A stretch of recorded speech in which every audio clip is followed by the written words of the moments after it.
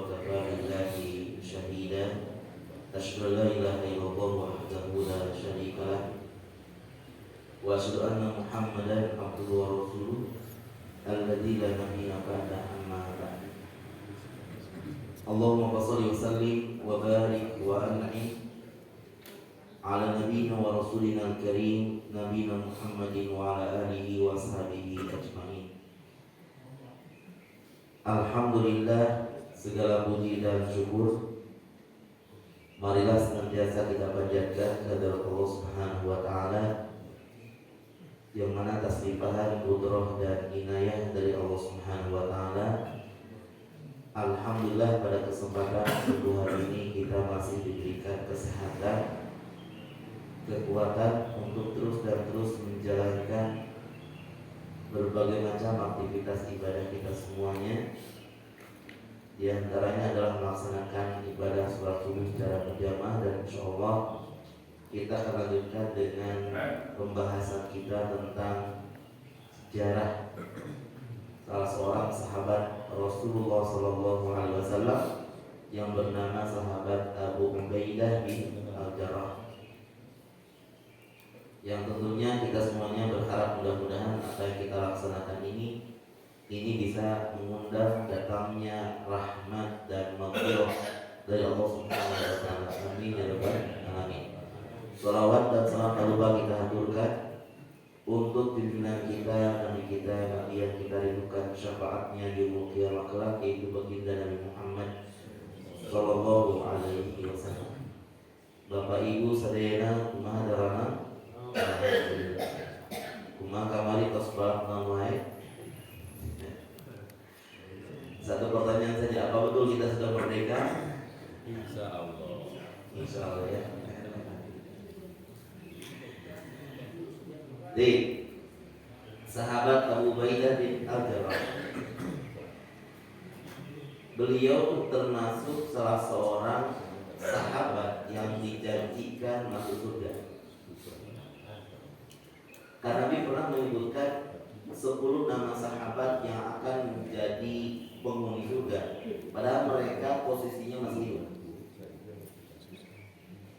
Nabi bersabda, Abu Bakar fil jannah, Abu Bakar nanti di akhirat akan menghuni surga. Wa Umar fil jannah, pun demikian dengan Umar. Sebutkan satu-satu.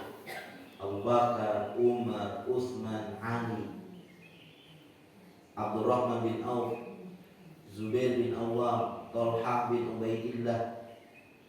Termasuk salah satunya adalah sahabat yang kita bicarakan, yaitu sahabat Abu Ubaidah bin Al-Jarrah ditambah dengan Sa'ad bin Abi Waqqas, Sa'id bin Zaid.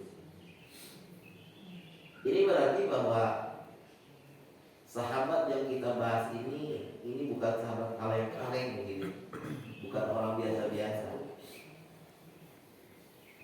Para sejarawan menyebutkan ketika kita membahas Abu Ubaidah sama artinya kita membahas tentang potret ahli surga. Selanjutnya, sekilas tentang Abu Ubaidah bin Al-Jarrah. Nama aslinya itu adalah Amir. Ayahnya bernama Abdullah. Bahkan Al-Jarrah itu nama kakek. Hanya saja gelarnya itu mengalahkan popularitas nama aslinya, dan kita lebih kenalnya dengan Abu Ubaidah. Bahkan kalau ketik di Google, ketik saja Abu Ubaidah, maka yang muncul adalah jubir dari Mujahidin Hamas. Dan ada yang selalu tampil namanya Abu Ubaidah juga. Bahkan nama aslinya Amir bin Abdullah ini gak begitu populer. Kemudian tambahan keistimewaan dan keutamaan sahabat Abu Ubaidah bin Al-Jarrah. Tambahan yang lainnya adalah beliau termasuk as-sabiqun al-awwalun. Jadi as-sabiqun al-awwalun itu adalah sebutan untuk para sahabat yang merespon Islam dengan cepat. Yang mereka itu masuk Islam pada tahun pertama, kedua, maksimal tahun ketiga kenabian. Bahkan sahabat Abu Ubaidah ini termasuk di antara rentetan 10 orang pertama yang masuk Islam. Bagaimana kisahnya? Kisahnya adalah ketika Nabi dakwah kepada Abu Bakar. Bahkan saking mudahnya Abu Bakar memeluk agama Islam, sampai-sampai Nabi bersabda bahwa tidak ada seseorang yang masuk Islam yang begitu dengan sangat mudah menerima Islam melebihi Abu Bakar. Abu Bakar masuk Islam itu tanpa perlawanan. Bahkan mudah Abu Bakar jangankan melawan, mempertanyakan saja tidak. Karena saking yakinnya dengan apa yang disampaikan oleh Nabi. Bahkan hebatnya Abu Bakar ketika Nabi bertemu dengan Abu Bakar, kemudian Nabi mencoba untuk menjelaskan tentang apa itu Islam, apa itu iman, siapa itu Allah, siapakah diri beliau, apa itu risalah Muhammadiyah. Ketika Nabi menjelaskan, sahabat Abu Bakar itu kata beliau, iman sudah ada dalam hatiku. Jadi bukan hanya paham, iman itu sudah ada dalam hatiku. Ketika Nabi selesai menjelaskan, langsung Abu Bakar memegang tangan Nabi dan minta untuk diikrarkan 2 kalimat syahadat. Kan begitu. Jadi aja kurang mah ketika diterangkan tilu kali balikan canggah ngerti. Gitu. Hebatnya Abu Bakar, beliau ternyata tidak ingin kebaikan yang beliau ketahui itu cukup berhenti pada dirinya. Maka beliau ajak teman-temannya, sahabat-sahabatnya, sobat daliknya, besti-bestinya. Siapa yang diajak? Utsman bin apa? Abdurrahman bin Auf. Termasuk salah satunya adalah Abu Ubaidah bin Al-Jarrah. Kepada sahabat Utsman diterangkan, ternyata teman kita bukan orang biasa-biasa. Teman kita itu yang bernama Muhammad, beliau adalah utusan Allah. Alhamdulillah, di antara sekian banyak sahabat yang diajak oleh Abu Bakar untuk masuk Islam, responnya positif. Utsman menyambut, Abdurrahman bin Auf menyambut, Abu Ubaidah juga sama menyambut Islam. Kemudian juga ada Zubair bin Awwam, ada Talha bin Ubaidillah, dan ada Sa'ad bin Abi Waqqas. Itu sahabat-sahabat senior. Bahkan mereka lebih senior daripada Umar bin Khattab. Kenapa? Karena mereka yang disebutkan ini tidak pernah melakukan penolakan terhadap Islam. Jangankan memusuhi ataupun menentang, menolak saja tidak pernah. Itu hebatnya Asad bin Awwal. Umar bin Khattab sebelum masuk Islam, beliau pernah menjadi musuh Islam. Ya kan? Dalam sejarah. Bahkan Umar itu sebelum masuk Islam sempat membawa pedang untuk apa? Ngalah suluh. Lain. Umar bawa pedang untuk membunuh Nabi Muhammad Sallallahu Alaihi Wasallam. Sempat menentang, sempat memusuhi. Tapi bagi orang-orang yang ini, yang diislamkan oleh Abu Bakar, itu mereka tidak ada penolakan, langsung menerima. Makanya dari senioritas, sebetulnya Abu Ubaidah lebih senior daripada Umar. Lebih senior. Makanya Umar begitu menghargai sahabat Abu Ubaidah bin Al-Jarrah. Salah satunya adalah karena Abu Ubaidah lebih dulu masuk Islam daripada dirinya sendiri. Dan nanti ada pelajaran mahal. Kata para ulama bahwa tidaklah sahabat-sahabat mulia ini beramal dengan amal soleh kecuali pahalanya akan sampai kepada Abu Bakar. Tidaklah sahabat Abdurrahman bin Auf berinfak dengan 1 dirham kecuali pahala 1 dirham tersebut bahkan kelipatannya. Kan pahala sedekah itu dilipat gandakan dari mulai 10 sampai 700 kali lipat. Itu akan sampai ke rekening amal solehnya Abu Bakar. Bahkan kita dalam sejarah kita sangat tahu bahwa Abdurrahman bin Auf infak bukan hanya dengan 1 dirham. Abdurrahman bin Auf itu pernah infak, 1 kali infak itu 2000 dinar. 2000 dinar itu sekitar kali 4 juta sekarang, 8 miliar ya, 8 M. Itu satu kali mondok 2000 dinar. Ya. Kudu dipraktek gitu ya. Kamu nahara atau kamu nahara itu. Mau area 8 miliar. Untuk bisa gitu ya. Dia kan lebih biasa setengahnya. 8 miliar baru puntenan kan keren. Ya. Ribuan bari infak sampai gesek kata gitu. Bukan artinya mengecilkan ya. Tapi begitu tulusnya para sahabat. Nah, berarti kalau Abdurrahman infak dengan 2000 dinar, kita akan sampai ke rekening Abu Bakar. Kenapa? Karena dalam Islam itu ada kaidah man dalla ala khairin falahu mithlu ajri fa'ili. Siapa yang menunjukkan kepada satu kebajikan, ketika kebajikan itu diikuti sama yang lain, diamalkan sama yang lain, maka yang menunjukkan akan mendapatkan pahala yang sama. Kan ini. Makanya ini kalau misalkan ada broadcast tentang pengajian Ahad, disebar saja. Dan ketika ada yang menyambut, merespon, maka insya Allah ya kita pahalanya 2. Pahalanya 2. Selanjutnya, beliau adalah seorang yang amanah.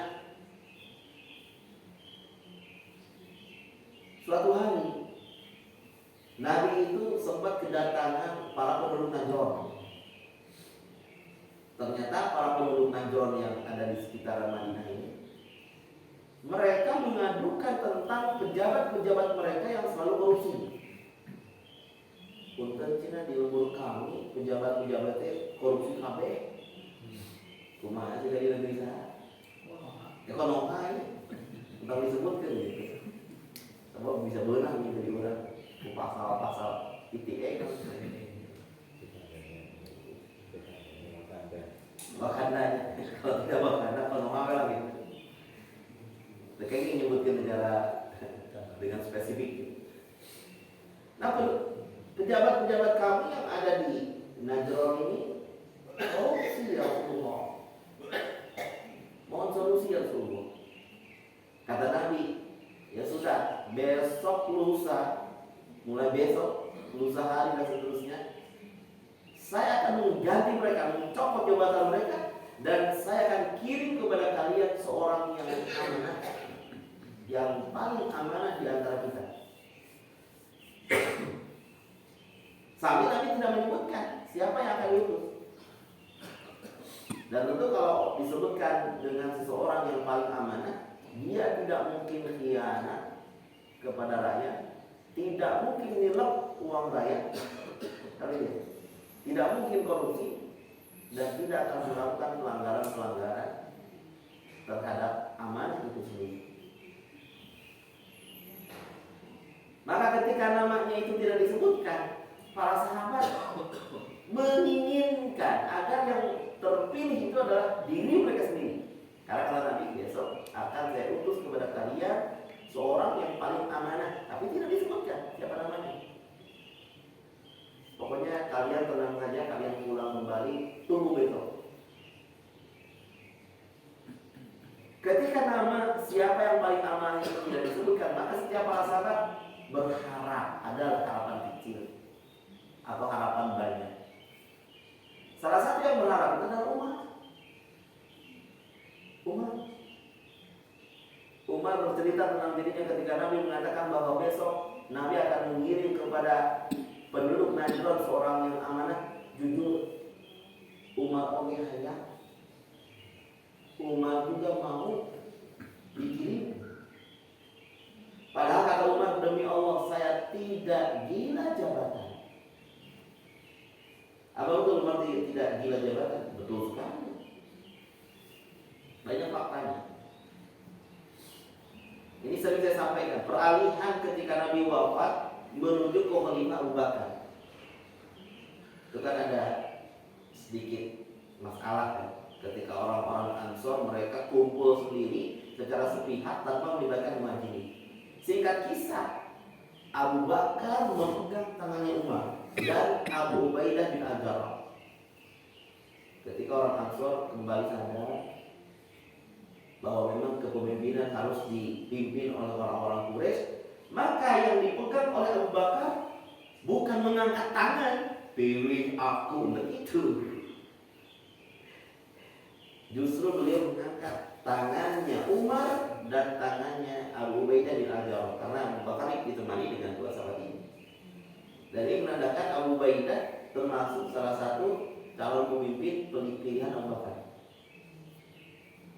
Nah, ketika Abu Bakar mengangkat kedua tangan Umar dan Abu Ubaidah, kalau Umar gila jabatan, baru kali kesel.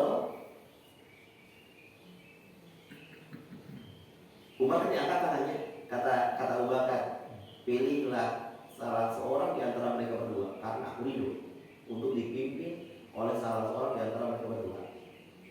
Kalau Umar gila jabatan, Umar tidak akan menarik lagi tangannya.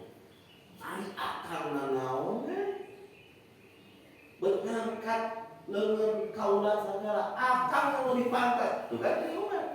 Justru Umar menyerahkan kepemimpinan dan siap untuk dipimpin oleh Abu Bakar. Pak Mumpung pengalaman. Beda jadi orang air. Pak ayam, baliho pak gede-gede. Undang-undang dirubah gitu. Iya, kalau Umar gila jabatan, pastinya Umar akan terima kasih kan, telah pilih saya dan dukung saya. Ini maka tangan Umar ditarik lagi sama Umar. Hari akan orang. Saya justru lebih cenderung kepada engkau wahai Abu Bakar. Akhirnya kan setelah dilobi oleh Umar, Abu Bakar langsung diam. Nah, yang kedua, Umar kan ketika beliau hendak wafat itu, sababiah wafatnya Umar karena beliau kan ditusuk oleh salah seorang Majusi, namanya adalah Abu Lu'lu'ah al-Majusi. Kenapa Abu Lu'lu'ah ini membunuh Umar? Jawabannya adalah karena dendam. Karena kan Abu Lu'lu'ah ini berasal dari Persia. Dulu di masa sebelum Nabi diutus, di masa sebelum Umar memimpin umat Islam, atau di awal-awal Abu Bakar memimpin umat Islam, Persia masih eksis. Dan kerajaan Persia itu menganut ajaran Majusi. Majusi itu adalah mereka penyembah api. Bahkan dalam sejarah ada yang menyebutkan bahwa ajaran Shinto yang diyakini oleh kebanyakan orang-orang Jepang ini masih ada irisan dengan ajaran Majusi, karena kan Shinto ini menyembah matahari dan matahari itu dianggapnya api. Bahkan di Azerbaijan itu ada api abadi.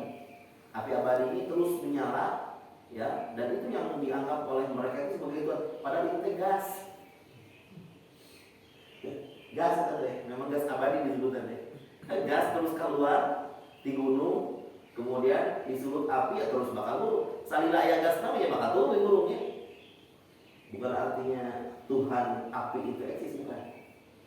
Nah kan ketika di masa Umar kan habis itu kerajaan Persia.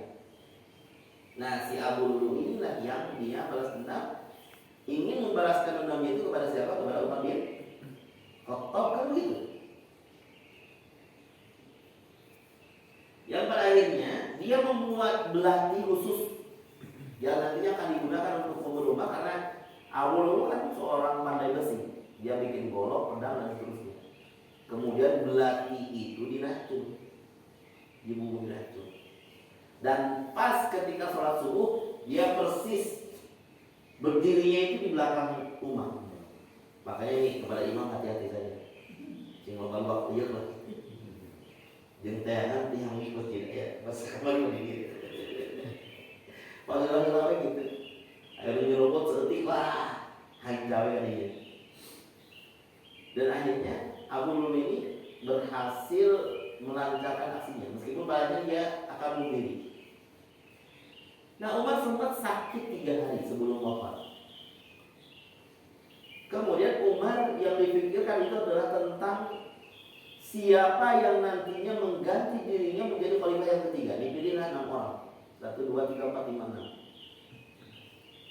6. Kemudian adalah pembisik Umar. Pembisik, orang yang dekat dengan khalifah. Kata pembisiknya itu, wahai khalifah, kenapa engkau repot-repot jadikan saja anak anda Abdullah bin Umar menjadi khalifah yang ketiga? Begitu kan, amak Umar. No, ngomong cing benteng sudah tarikan seperti. Jadi ketika pembisik Umar memberikan usul dan saran kepada Umar agar menjadikan anaknya Abdullah bin Umar itu sebagai khalifah yang ketiga, begitu ketika lain atau lain beda ilmu. Ya, marah. Oh no, sekali Imran Bentes ngomong, demi Allah saya tidak ridho kalau nanti ada di antara anak cucu Umar yang menjadi pejabat. Pertama Umar berbilang, Umar Ayyuna beda deh. Umar Ayyuna bagaimana cara mengamankan diri dan mengamankan posisi anak-anaknya. Saya selamatnya, menyebut namakan banyak. Beda lah Umar anu asli Umar Kawemang gitu. Itu Umar yang asli. Marah. Makanya dalam sejarah tidak ada keturunan Umar yang menjadi pejabat. Tidak ada. Abdullah bin Umar tidak menjadi pejabat, Aqil bin Umar tidak menjadi pejabat. Ya. Lengser Umar, lengser semuanya di keluarga Umar tidak ada lagi yang jadi pemimpin. Karena bagi Umar menjadi pemimpin itu berat, itu hisabannya berat. Nah, kembali ke kisah yang ini, kecuali ketika kata Nabi, saya akan kirim besok seorang yang amanah hayat ke Umar ini. Dan Umar itu berharap dirinya termasuk di barisan orang yang amanah. Ternyata yang dikirim bukan Umar. Yang dikirim oleh Nabi ke penduduk Najran itu adalah Abu Ubaidah bin Al-Jarrah. Bahkan Nabi menegaskan, inna likulli ummatin aminan wa inna aminana ayyadhal ummah Abu Ubaidah bin Al-Jarrah. Sesungguhnya setiap umat itu pasti ada orang yang paling amanah, dan sesungguhnya orang yang paling amanah di antara kita namanya adalah Abu Ubaidah bin Al-Jarrah. Kemudian di masa Abu Bakar beliau dijadikan Menteri Keuangan, umpamanya namanya Menteri Keuangan. Dan alhamdulillah Abu Ubaidah karena nambut hutang. Alhamdulillah bersih. Ya.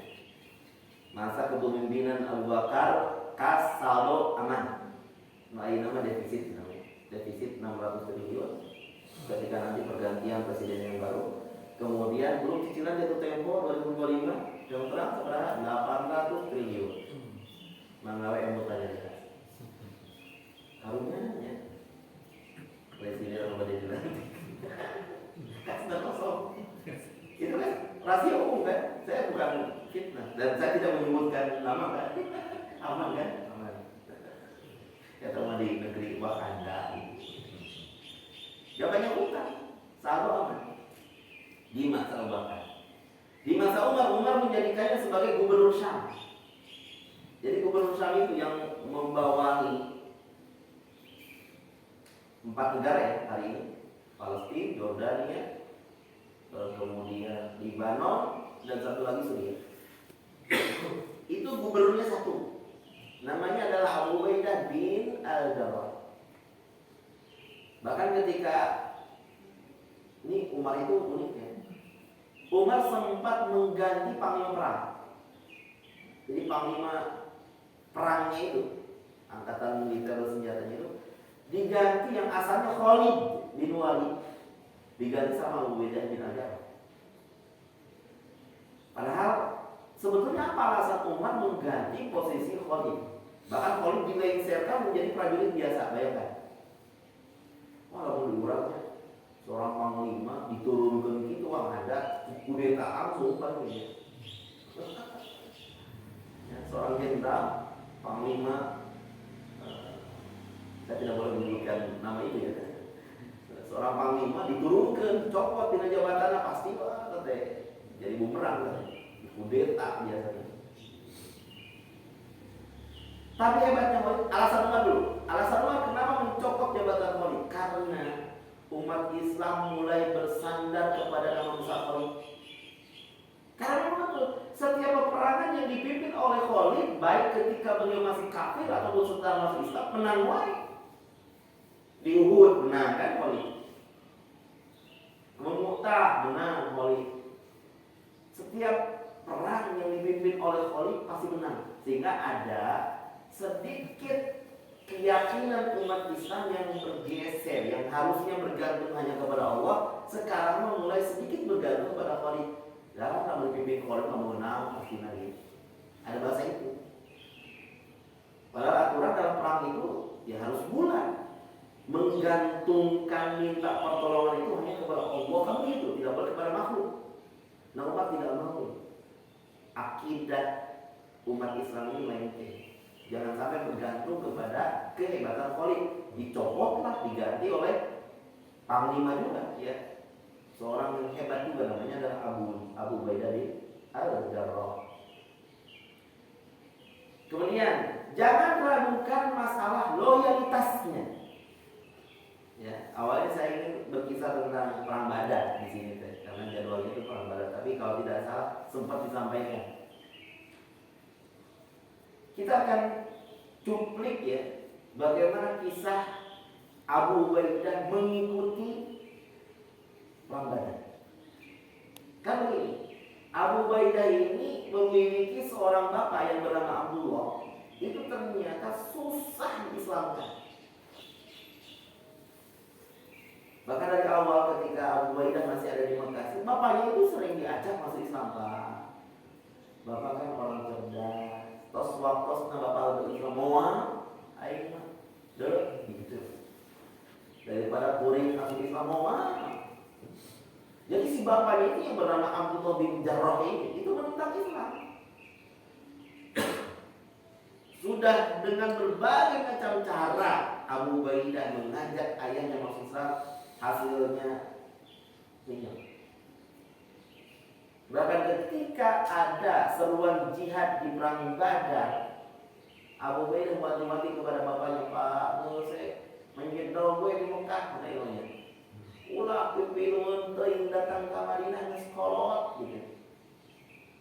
Tapi karena memang bapaknya Abu Ubaidah ini adalah betul-betul ingin musuh Islam, datang ke Badar.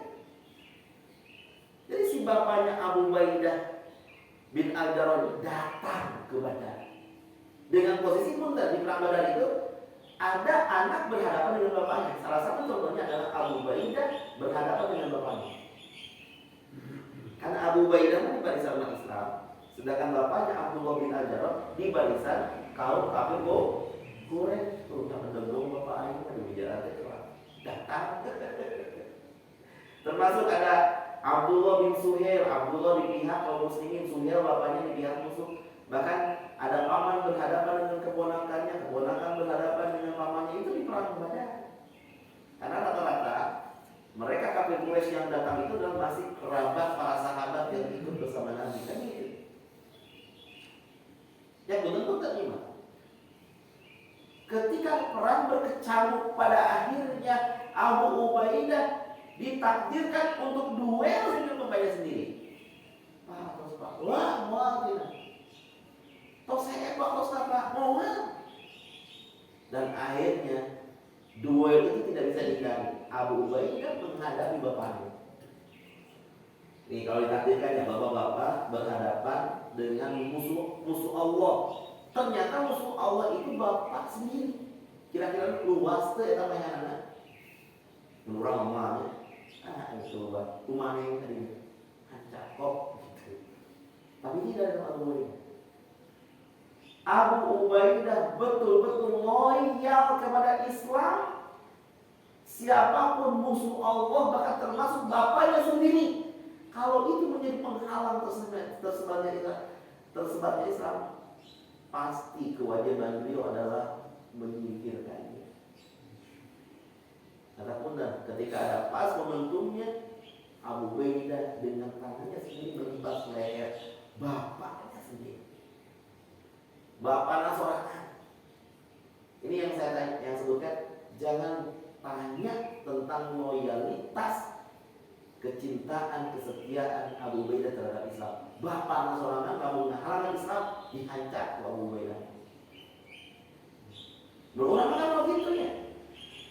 Bapak saya halangan wae. Kumane orang mana yang sok apa tadi? Abu Ubaidah. Dan tentang ini Allah Subhanahu wa taala berfirman, la tajidu qauman yu'minuna billahi wal yawmil akhir yuwaduna man hadallaha wa rasulahu walau kanu aba'ahum aw abna'ahum aw ikhwanahum aw ashiratahum. Kamu wahai Muhammad tidak akan mendapati orang atau kaum yang betul-betul beriman kepada Allah dan hari akhir, ternyata menampakkan kasih sayang kemesraan dengan musuh Allah. Jadi intisari dari ayat ini, orang yang betul-betul beriman kepada Allah dan hari akhir tidak mungkin menampakkan rasa saling mencintai, bermesra-mesraan dengan musuh Allah. Jadi musuh Allah mah ulah lembongkeun kanya perlihatkan kebencian. Selama dia musuh Allah, perlihatkan kebencian. Kan gitu.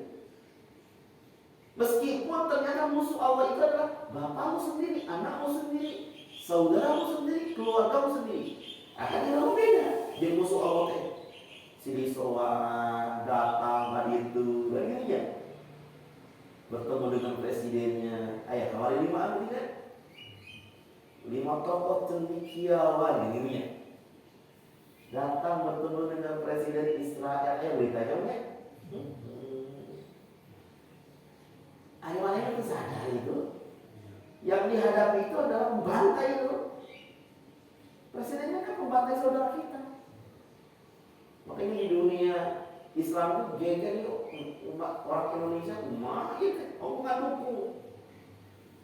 Tapi memang hidup itu, ini nggak sesuai. Kemudian play victim lagi, ternyata tidak selamanya niat baik itu hasilnya baik. Red gitu. Jangan musuh Allah mah tembok amin. Kamu membantai umat Islam, baik gitu. Kan gitu namanya. Ini mah tidak. Dengan musuh teh kaleng-kaleng, pegangan tangan, bermesraan, saling follow, tukeran nomor WA, foto, kadangnya bisa ayah kan dia gitu, tokoh musuh Allah kemudian kita selfie prot gitu kan. Ya, dengan musuh Allah itu perlihatkan kebencian, jangan perlihatkan loyalitas. Makanya Nabi pernah bersabda tentang Abu Ubaidah itu yang dia bunuh bukan bapaknya.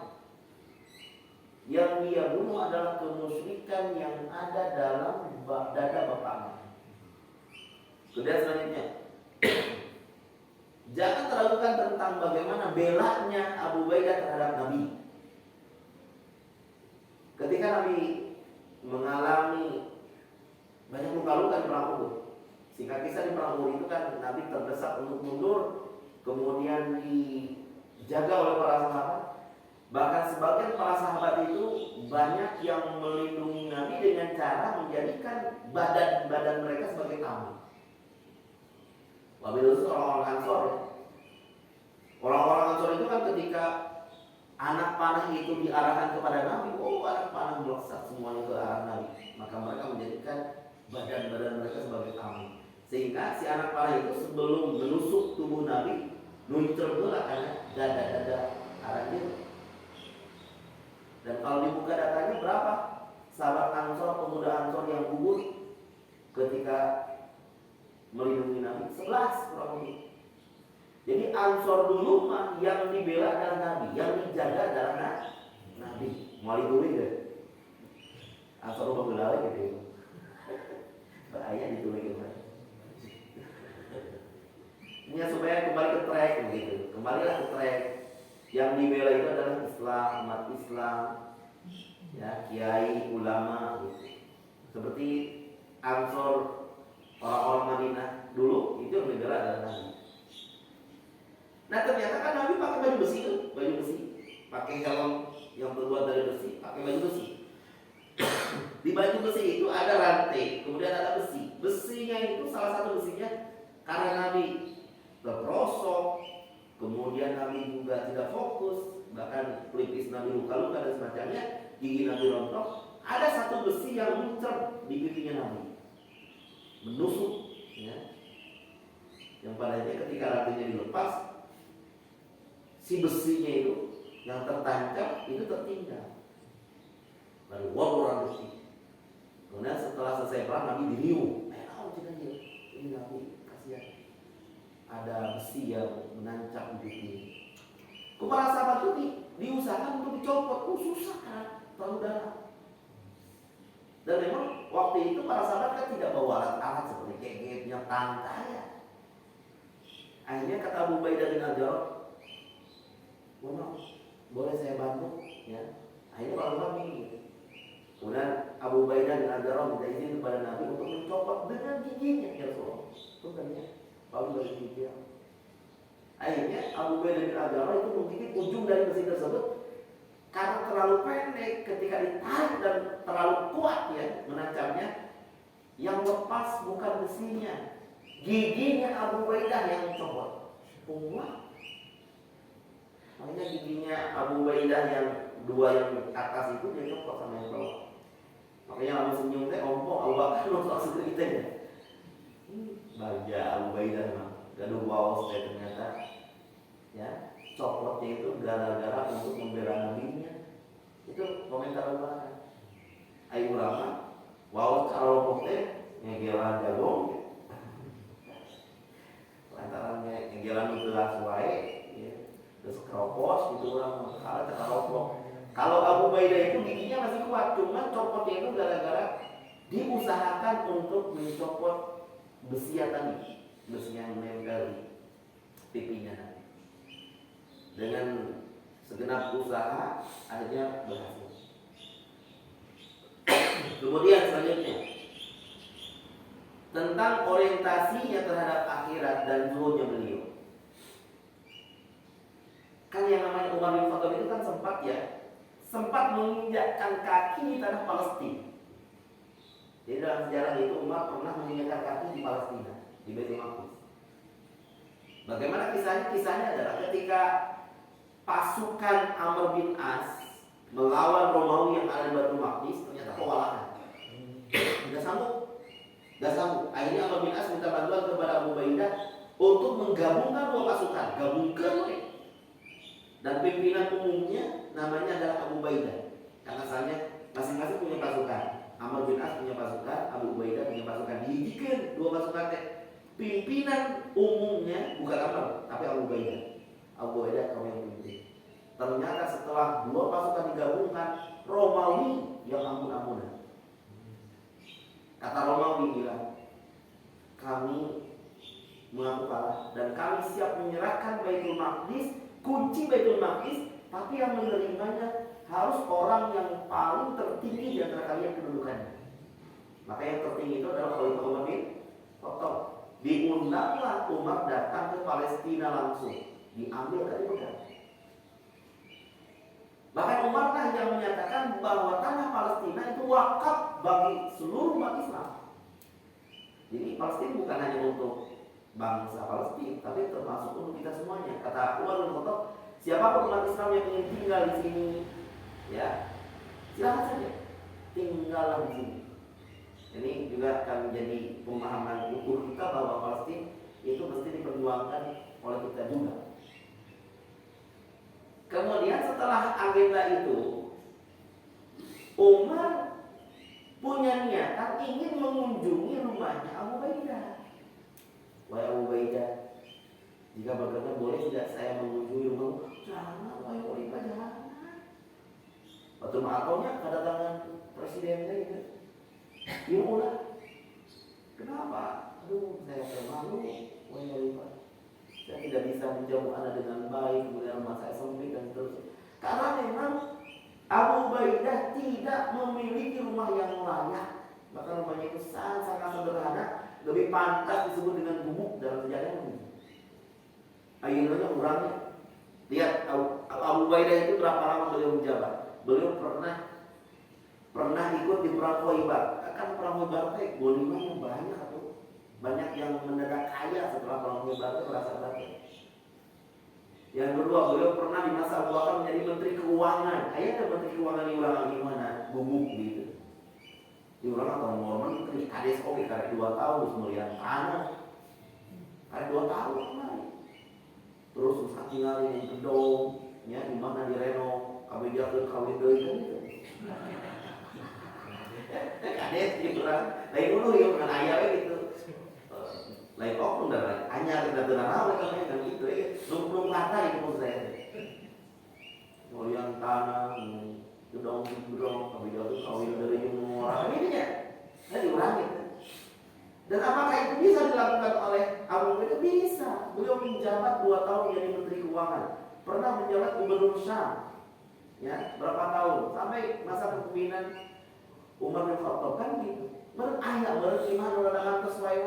Tapi benar, orientasi Abu Ubaidah tidak ada punya. Itu bedanya. Kalaupun beliau terima ya gaji, tunjangan dan seterusnya, beliau infakkan kepada fakir miskin. Maka betul ketika Umar memaksa, harus nyampaikan sekali memang kali maksa. Dibawa Umar ke rumahnya, ternyata betul. Umar mendapati rumah yang sangat sederhana, lebih layak disebut dengan gubuk. Masuklah Umar ke gubuk tersebut, ternyata tidak ada barang-barang yang mahal, tidak ada tas-tas branding, tidak ada AC, tidak ada iPhone, tidak ada mobil yang parkir banyak. Kan ini beda Jepang Panglima ayah kan di bumi ayah lip segala mobil gak jadi ya akan panglima perang juga ini. Abu Ubaidah kan pernah menjabat panglima juga kan. Ternyata di rumahnya tidak ada apa-apa. Bahkan yang paling menyedihkan, didapati istrinya itu punten-punten tadinya cungkring kurus. Jika namanya garuan Abu Ubaidah tara di pangeusian itu saldo sopi pei. Cara memberikan, karena memang jarang makan di keluarga itu. Kemudian di amparan karpet terbuat dari kulit disebut kane. Nangis lah rumah. Bari rumah keseluruhan kalau ada 2 klik itu disuguhan aja. Tapi udah dewasa gitu kali. Mana suguhan anak? Tetap disuguhan, tidak ada jamuan makan. Nangislah rumah. Ternyata begitu zuhudnya. Pemimpin yang bernama Abu Ubaidah. Jadi kaidah bagi Abu Ubaidah itu hidup di dunia sementara. Selama apapun hidup-hidupnya, misalnya kita usia 70 tahun, 80 tahun diberikan kesehatan, angker. Ditakdirkan umur 1000 tahun, oke, angker singkat di dunia. Sedangkan di akhirat kan abadi. Kita berdiri saja di pada masa berapa tahun? 40.000 tahun. Nangtung nahunggo tapi singkat, di dunia bersingkat. Seperti orang yang melakukan perjalanan jauh, istirahat sebentar, nah itu istirahat sebentar itu hidup di dunia. Kan itu. Yang kedua, sebanyak apapun materi yang dikumpulkan tetap sedikit. Ya. Orang boga harta, melakukan ibadah, boga imam, boga gedong, boga ngeri, tinggal ke dan dunia. Jeung mau ngelek Fir'aun atuh. Fir'aun mah kuncina umur, mang roda-roda bari terbuat dari umat ulama. Asa teh itu kene teu ngagaan ieu mau bikin ini. Daripada itu, semua dengan ibadah kami itu. Akhirnya kan Umar pulang ke Madinah. Yang paling dipikirkan oleh Umar adalah bagaimana memberikan tunjangan kepada Abu Ubaidah. Dikirimlah 4.400 dinar plus 4.000 dirham. Kata Umar, tolong kamu segera berikan ini ke Syam, berikan kepada Abu Ubaidah bin Al-Jarrah. Tapi tolong ingat apa yang dilakukan oleh Abu Ubaidah bin Al-Jarrah. Itu yang katakan Umar kepada utusannya. Larilah ekspedisinya, tuang ekspedisi itu. Larilah utusan Umar menyampaikan amanah ini kepada Abu Ubaidah. Setelah diterima oleh Abu Ubaidah, Abu Ubaidah memanggil sendiri. Bu, boleh tidak? ini tunjangan dari Khalifah dari Madinah, boleh tidak kita infakkan? Berulang, oh dia kan ada tegak kinten tiba gula air tidak kesenangan karena dipanggilkan salah sopikai batu rumah jadi ratu tadi panggilkan as brandy gitu kan, mobil anyar artinya menang lumayan kan 1,6 M itu teh 400 dinar teh. Tapi kata istrinya yang soalnya maka dari 400 dinar 4.000 dirham itu diinfakkan semuanya kecuali disisakan sedikit.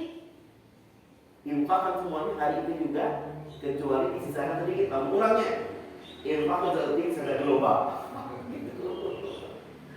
1,6 diinfakkan kira-kira berapa? 10 juta gitu 10 juta yang gede gitu.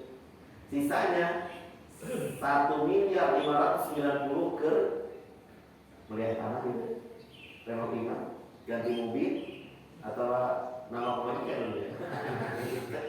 Adinya deh gitu. Dunia ini, tapi tidak. Bagi Abu Ubaidah dunia itu sementara, maka langsung diinfakkan dan yang diinfakkan itulah yang abadi. Ya banyak kalau pemimpin model ini zuhud karena dunia. Anak pun pengen tunjangan oke ternyata di keluarga kamu amal ya insya Allah barokah asli. Maka di zaman Umar tapi barokah nanti ketika di zaman Umar bingung ya kan mustahil teh gitu. Di zaman ayeuna lu susah kan yang muzaki ya gitu. Kalau barang mustahil anu beunghar tapi jiwa mustahil teh aya dengannya. Zaman ulama ya. Tapi di zaman Umar saking makmurnya itu sampai susah ditemukan orang yang mustahil ya. Itu dengan jaya-jaya Islam dan dengan amanahnya pejabat-pejabat di masanya. Nah, para hadirin yang rahimahumullah, kembali ke pertanyaan terakhir, apakah kita sudah merdeka?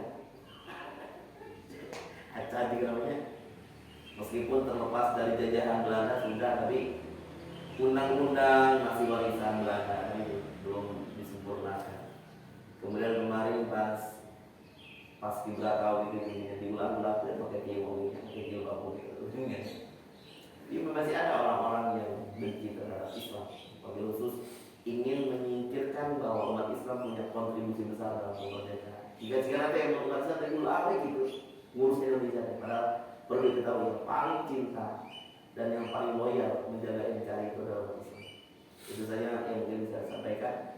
Mudah-mudahan ini menjadi inspirasi bagi kita semuanya, menambah kekuatan iman kita semuanya. Mohon maaf atas segala kekurangannya. Aku qoulina wa astagfirullah li wa lakum. Kita tutup dengan doa kafaratul majlis. Subhanallah wa bihamdihi astaghfiruka wa atubu ilaik. Assalamualaikum warahmatullahi wabarakatuh. Waalaikumsalam.